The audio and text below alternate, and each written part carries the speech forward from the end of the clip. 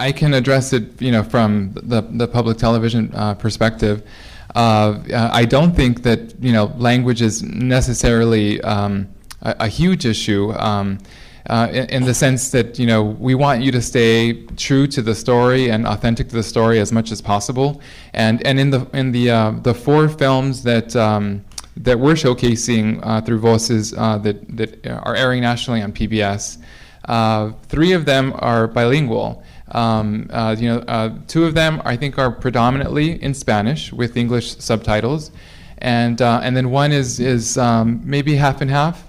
And then there's one that's all in English. So for us it'll really span. I think it depends on what you're trying to do with your story, and we want you to stay as authentic as possible. If you do have a film that's completely in Spanish, the reality is that certain stations may sway away from giving it a high priority broadcast time. Only because they're thinking about their core viewers and keeping them looped in into the mainstay that they have on their channel. And I'll add to that. I agree with everything you're saying as far as like you have to. And I want to add one thing.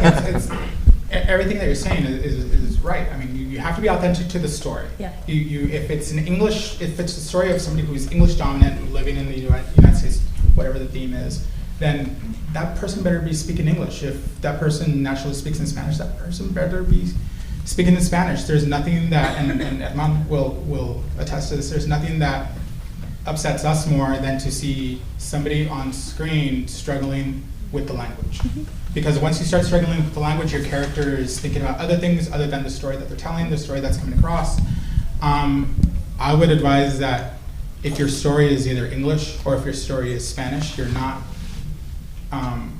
trying to change your story or your characters, but you change the distribution that you're going to go for. Right. Like if you know that there's a network that doesn't really deal with a lot of Spanish language content, then you go to the one that does. Or you go to the one that's comfortable with the subtitles, because not all of them are. But you find the right home for that piece. You don't necessarily try to alter the piece to match your intended home. They are right. Yes, I agree too.